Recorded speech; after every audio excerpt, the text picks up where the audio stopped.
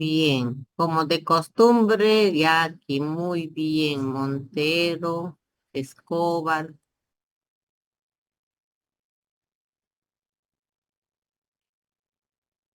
Está a oscuras, Nisa, Nisa Celeste. Sí, doctora, ahorita lo enciendo mi luz. Claro, porque necesito ver, tienen que estar. Vargas está bien. Levántense de la cama. Yo también quisiera estar en la cama, pero no. Edgar, no te veo. José Luis, no te veo.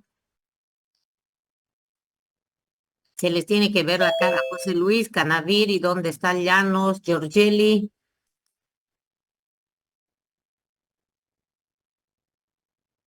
Buen día, doctora. Enseguida enciendo mi cámara. Claro, claro, vamos, buen día. Darling, también Navia, quite su fotografía, ponga su cara. Mayerlin, ¿o les gustaría, Mauricio, Derek, no se les ve? Miren cómo perdemos tiempo.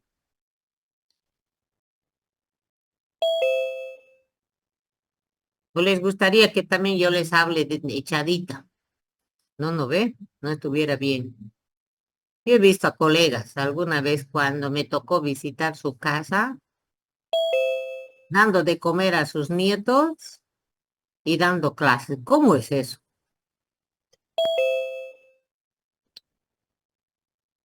Hagan tal ejercicio, lean tal página y, ay, hasta eso voy a cambiarle. No me parece.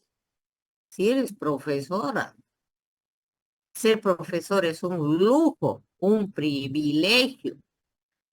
Y ser estudiante, lo mismo. Bien, vamos, Huawei. Nayeli, no sé, yo estoy sacando fotos, no se van a quejar, enseguida les mando de todos los que están sin cámara.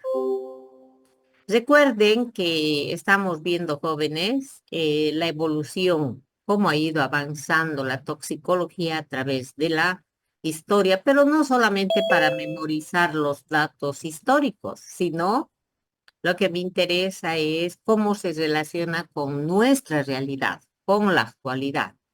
Y hemos dividido en dos apartados. ¿Cómo es que se desarrolló la toxicología en general, que ya vimos por épocas? Y en esta segunda parte vemos cómo evolucionó la toxicología analítica en laboratorio. Y debemos destacar, ¿no? Que al principio era solamente oliendo o por el color. Práctica que hasta en la actualidad todavía lo usamos. Habíamos comentado que cuando sentimos un mal olor, pues nos alejamos y debemos alejar porque si no podemos quedar muertos o gravemente intoxicados si nos quedamos en ese lugar que tiene mal olor. Bueno, las pruebas químicas simples que vamos a realizarlas, afortunada o desafortunadamente, vamos a hacer esas pruebas. Pruebas aquí sería químico-toxicológicas, ¿no? Pruebas químico-toxicológicas. Sí, entre ellas, veamos esta, que ya la habíamos mencionado. James Marsh fue el químico que se sintió atraído por este tema de las personas que morían sospechosamente. Estaban con buena salud, gozaban de buena salud y de pronto morían. Y como no hay un crimen perfecto, se rumoreaba de que estaban empleando el arsénico. Para ese entonces, como en la actualidad, no solamente es pensar, no solamente es sospechar, sino que se tiene que demostrar. Hoy, nuestro sistema, y aquí hay que anotarlo, aquí voy a anotar, en Bolivia y en todos los países tenemos el famoso sistema de administración de justicia. en Bolivia y en todos los países, en todos los países hay un sistema, pero en el 99% de los países el sistema es el oral, acusatorio y objetivo. Ese es el sistema que manejamos. ¿Qué significa objetivo? Que se tiene que demostrar. Esta persona está embarazada. Venga, su prueba. ¿Dónde está su ecografía? Esta persona está intoxicada con plomo. Muy bien. Presente un informe, una prueba pericial que debe ser realizado por un experto. A veces cuando una persona que sabe, pero no tiene un título, no tiene un diploma para justificar, no es válido el análisis. Entonces, por ejemplo, un ingeniero puede ser muy buen ingeniero, pero si no tiene certificado, diploma en el área de toxicología, la ley le rechaza, por más bien que esté el análisis. Lo mismo si un médico hiciera, entonces la ley le dice, ¿acaso usted es químico? ¿Usted es bioquímico? Para cualquier profesión.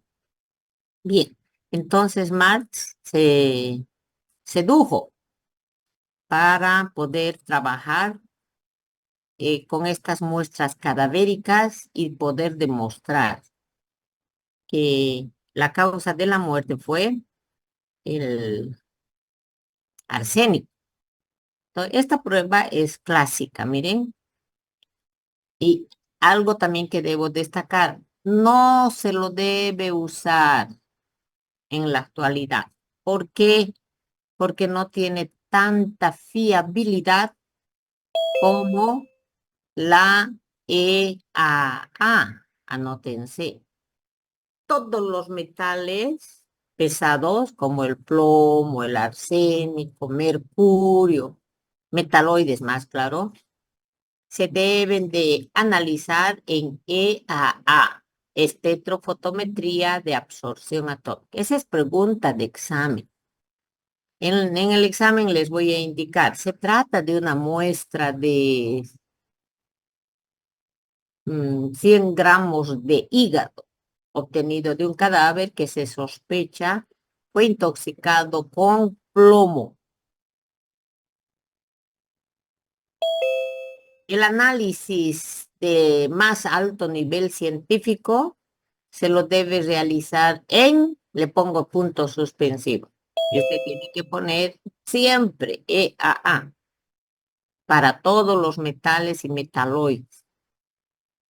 El arsénico es un metaloide, no es un metal. Por ello que aquí, mire, aquí que le anoté, aunque el uso de Mars ha disminuido, porque se cuenta con técnicas de EAA en general y espectrometría de masas. Esta es la prueba de las pruebas. Solamente con espectrometría de masa, jóvenes, se puede determinar la estructura de una molécula. No hay otra prueba, no hay. Por ejemplo, para determinar la prueba o para determinar HCG, hormona gonadotropina coriónica, usamos una prueba de cromatografía en capa fina, la famosa prueba del embarazo. El embarazo es una muestra de cromatografía en capa fina, pero no es fiable. Si me sale positivo, no quiere decir que estoy embarazada, porque podría esa persona tener un tumor, podría tener una determinada estructura que se está multiplicando rápidamente. Por eso que la prueba de embarazo nunca se pone positivo. Eso ya les ha debido enseñar en inmunología, me imagino, se pone reactivo. Entonces, para el área de toxicología, igual tenemos pruebas de cromatografía en capa fina, estas pruebas de embarazo tenemos para determinar cocaína, HCG, tenemos para morfina, para benzodiazepinas, pero jamás se debe informar positivo, si no se pone reactivo. Hay algo en esa orina, hay algo en ese suero de la persona, hay una estructura química en la muestra que está reaccionando con los grupos funcionales de la prueba, de la cromatografía. Pero no estoy diciendo que sea cocaína, sino estoy diciendo hay algo parecido que puede ser cocaína, pero nunca se debe de informar que hay cocaína. ¿Cuándo se informa que hay cocaína? Con espectrometría de masa. ¿Mm? Y en Bolivia no tenemos. Luego nadie debía de informar si encontró cocaína, sino se determinó la presencia de un grupo funcional semejante al de la cocaína. Nada más. Puede ser cualquier cosa. Bien. Entonces, ¿qué hizo Marx? En este matraz preparó una papilla, un pedazo de hígado, de riñón, de páncreas, pero sobre todo se trabajaba con hígado. Un trozo de hígado triturado, se lo convertía en papilla y se le añadía ácido sulfúrico. Ustedes saben que este ácido sulfúrico va a desproteinizar, va a desproteinizar. ¿Qué significa eso? Que el arsénico que estaba ligado con proteínas van a lisarse esos enlaces para dejar libre al arsénico. Y como esto se está calentando, como esto se está calentando, el arsénico empieza a cambiar de estado de agregación de la materia. Es decir, de sólido en presencia de protones que vienen del ácido sulfúrico, va a formar arsenamina. ¿Qué es la arsenamina? H3AS. Ay, me salió bien. El 3 está como subíndice, por favor, no puedo. ¿Ya? Este es un ácido hidrácido. Los ácidos hidrácidos o aguas no tienen oxígeno. Los ácidos oxácidos son los que tienen oxígeno. Entonces, los metaloides pueden formar ácidos hidrácidos, ¿no? Bien, entonces el arsénico que cae aquí, ¿no?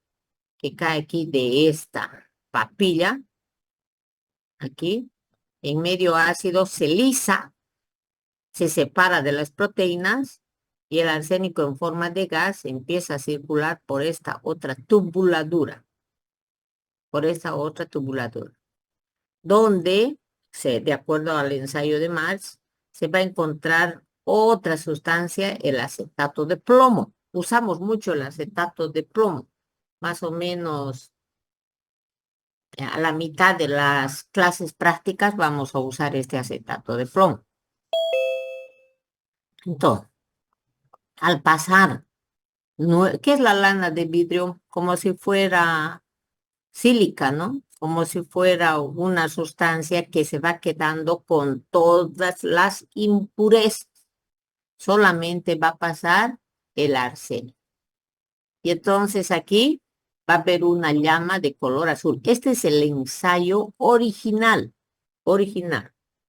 Hay otros ensayos donde se prescinde de esta etapa desde la vela, desde el mechero Bunsen. Eso no se toma en cuenta, sino que aquí se coloca una motita de algodón blanco. Y cuando se tiñe negro, positivo, hay arsénico. Hay dos modalidades, pero esta es la original, que la llama azul.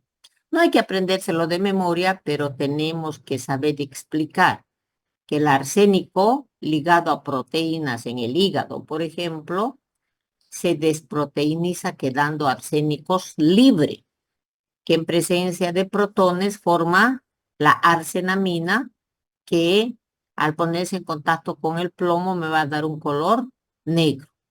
O si es separado a través del cloruro de calcio y se lo somete a una fuente de calor, entonces yo voy a tener una llama azul.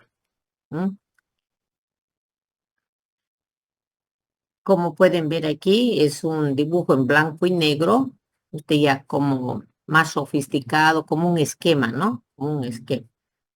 Y esto el aparato, ¿no? Tengo aquí el A con sus letras para poderlo identificar.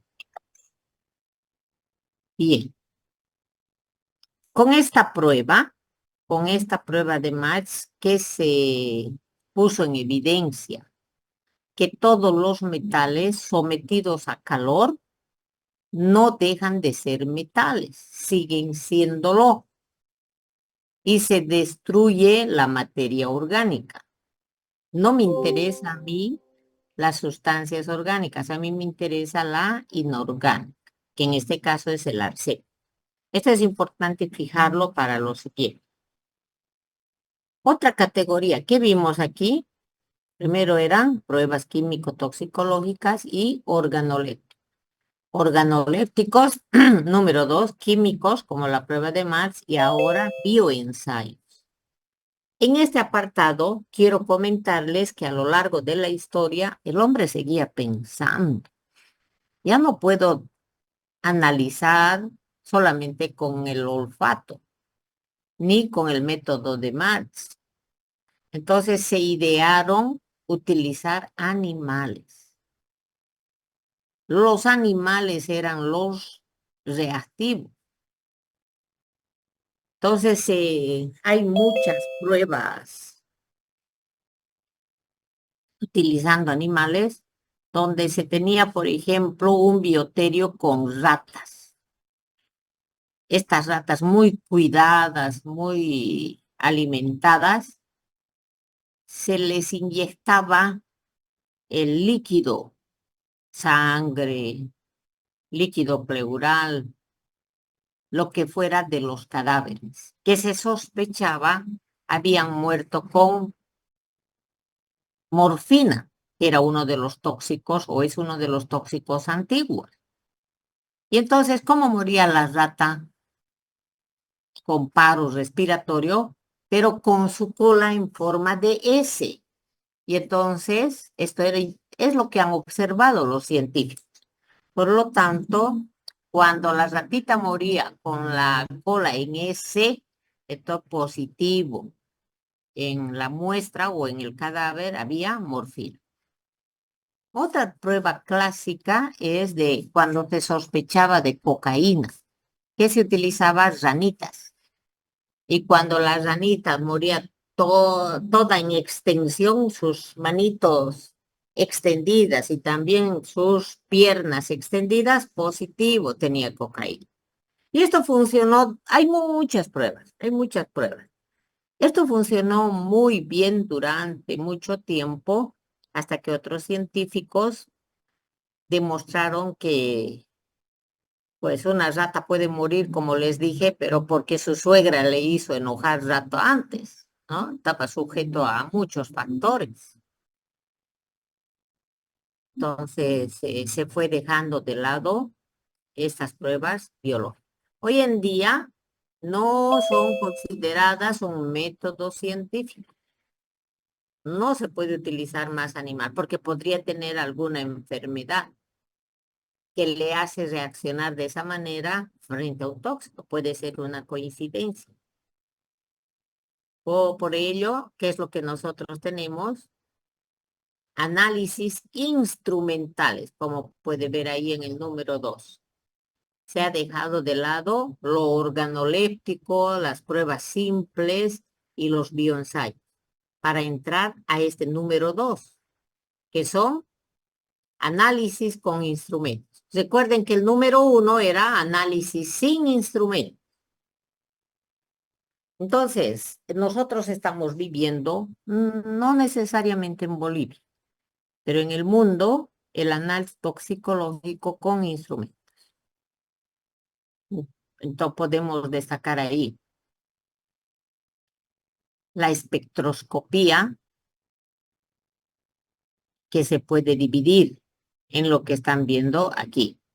EAA, espectrofotometría de absorción atómica para los átomos, la espectrometría de masas para determinar la estructura química completa. Aquí ya no podemos decir, parece que es cocaína. Y la cromatografía. Aquí debo insistir que hay varios tipos de cromatografía. Cromatografía líquida, cromatografía de gases, cromatografía de el punto crítico o del triple punto. Hay muchos tipos de cromatografía.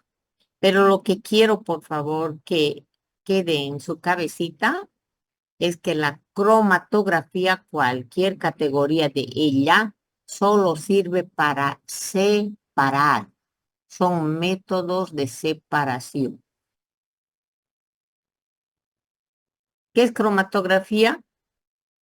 Aquel procedimiento de laboratorio que tiene la finalidad de separar los componentes de una mezcla en función a la afinidad que tenga el grupo funcional de cada uno de los miembros de la mezcla, que tenga el grupo funcional de cada uno de los miembros de la mezcla por los grupos funcionales presentes en la fase estacionaria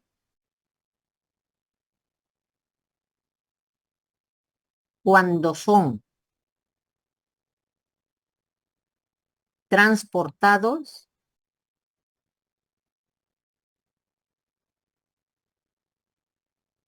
por la fase móvil o dinámica. Ese concepto, por favor, les pido que lo analicen, no solo memorizarlo, sino que vayan razonando. Es fundamental recordar que la cromatografía es un método de separación. Si todos nosotros que estamos presentes en este grupo fuéramos empujados por el viento que sería la fase móvil y pasáramos por la fase estacionaria, todos nosotros que seríamos la mezcla, vamos a suponer, yo me quedo al principio, luego Justiniano la segunda, Bacardíes tercera, y ahí nos vamos separando. Y en eso consiste la cromatografía. Como yo tengo más afinidad por la fase estacionaria, me quedo al principio. Pero Marco Antonio no tiene afinidad, mucha afinidad, entonces va hasta el final. En eso consiste la cromatografía. Con la cromatografía jamás debíamos indicar se encontró morfina. Se determinó un grupo funcional semejante al que posee la morfina, porque reaccionó con el reactivo de Balser o con el reactivo de Bouchardat. Bouchardat o de Balser o de Dragendorf. Estoy indicando los reactivos para alcaloides. ¿Sí? Anótenlo, anótenlo.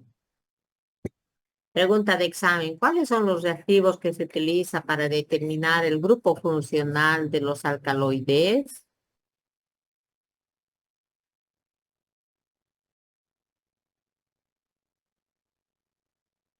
Evidentemente, usted tendría que saber el concepto de alcaloides, el origen de alcaloides, y ejemplos de alcaloides.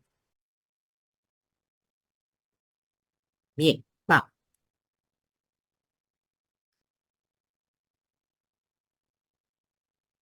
La cromatografía, esenciales aquí, en herramientas esenciales, muy bien, para la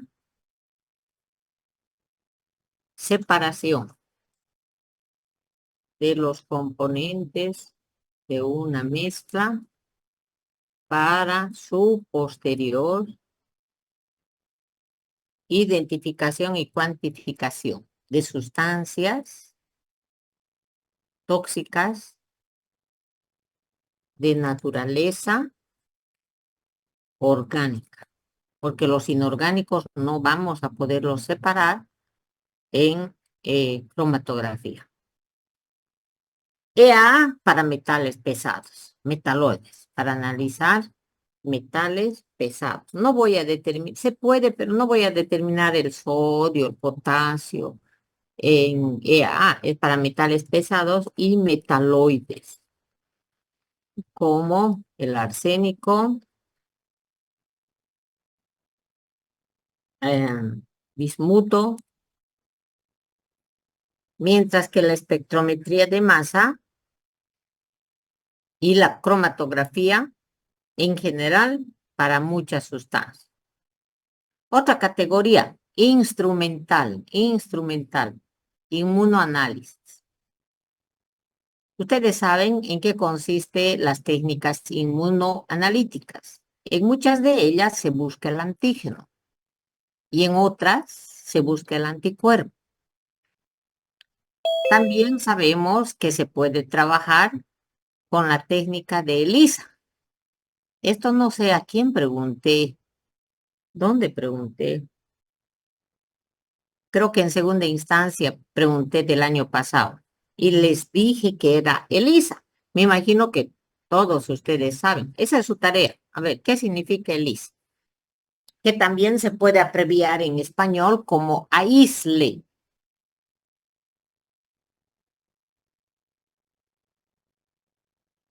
No, en medicina creo que pregunté en segunda instancia. ¿Qué significa ELISA? Bien, entonces en estas técnicas de inmunoanálisis destaca ELISA o el radio. Es decir, que aquí se va a emplear el principio de la radiactividad. No solamente que reaccione antígeno con anticuerpos, sino que además va a estar de por medio una sustancia radiactiva que va a poner en evidencia la unión del antígeno con el anticuerpo. ¿Qué ventajas tiene este inmunoanálisis? Su alta sensibilidad. Ustedes saben que estas son dos propiedades que no pueden ignorarse en el análisis químico. En todo lo que haga un bioquímico, de por medio está la sensibilidad.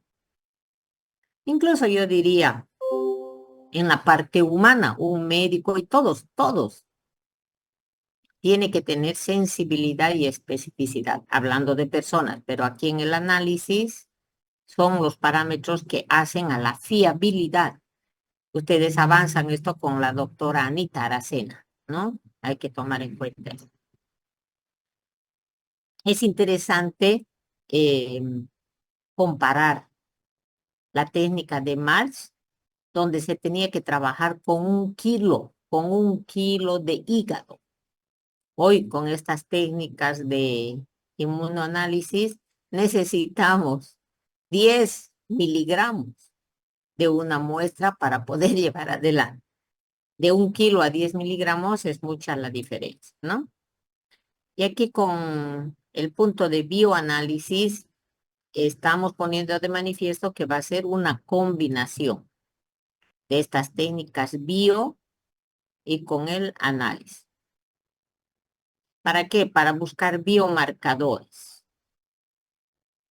¿Cuáles pueden ser estos biomarcadores? Las enzimas, por ejemplo. Cuando estamos hablando de tóxicos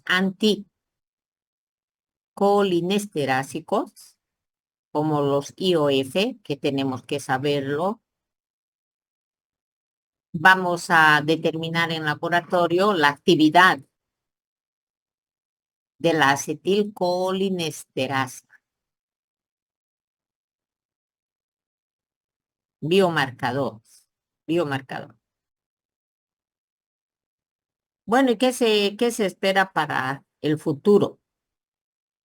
Creo que habíamos mencionado al principio la nanotecnología, utilizar reactivos químicos en una relación de 1 por 10⁻⁹, eso es lo que espera, ¿no?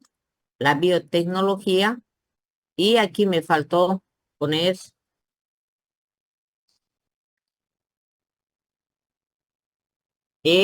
inteligencia artificial, ¿no?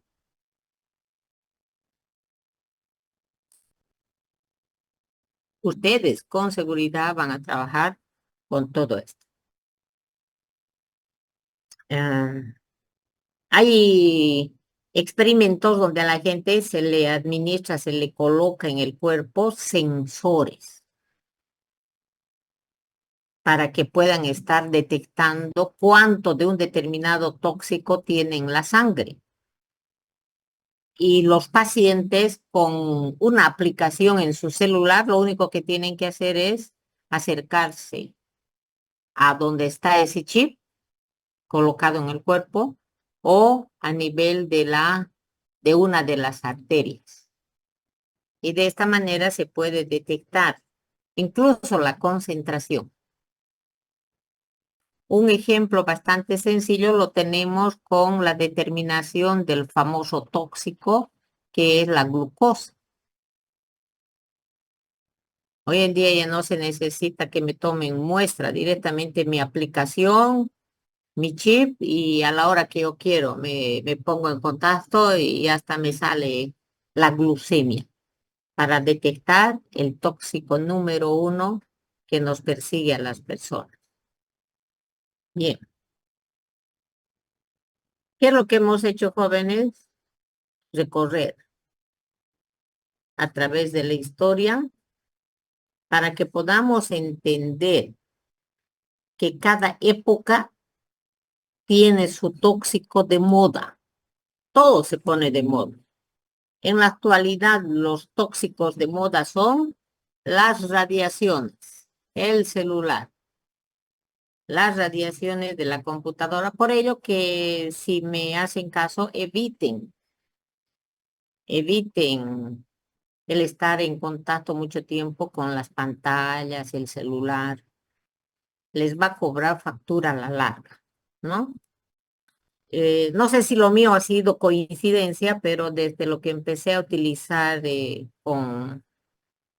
ah, con mucha dedicación a la computadora, fui perdiendo la vista, ¿sí? Puede ser coincidencia por la presbicia natural que tenemos con la edad, puede ser. Pero tenemos personas como mi mamá que no usa lentes, ¿no? Ni para leer. Por ello supongo que estas radiaciones son de lo peor. Evidentemente su trabajo le va a exigir, pero por placer no estoy mirando Facebook ni las otras cosas, ¿no? Bien, esto me parece interesante. La sinergia entre métodos tradicionales y las últimas del punto número 2 podría darnos resultados más fiables que solo usar los tradicionales o solo los instrumentales. Y lo que nos interesa es, jóvenes, proteger, coadyuvar a la salud pública. ¿Qué salud pública? Todo lo que tiene que ver con la población. A partir de hoy, ustedes tendrían que pedir menos bolsas nylon en el mercado, ¿no? Utilizar la menor cantidad de detergente. ¿Cuánto de detergente utiliza para lavar platos, para lavar ropa? Suficiente como para que se forme espuma, y no, esa no es la recomendación. Cuando se forma espuma es que está ya sobresaturada. Y cuando las aguas de mi cocina llevan mucha espuma, con seguridad va a llegar mayor cantidad de detergente a las lagunas de oxidación. Y entonces voy a estar liquidando a los microorganismos que se encargaban de oxidar el agua residual que llega allá. Entonces, con esos pequeños ejemplos podemos ir protegiendo, podemos coadyuvar, ¿no? A continuación, yo les he preparado esta ayuda a memoria, mm, que no necesariamente salen de aquí las preguntas, ¿no? Con su respuesta. Sería bueno que respondan, pero sin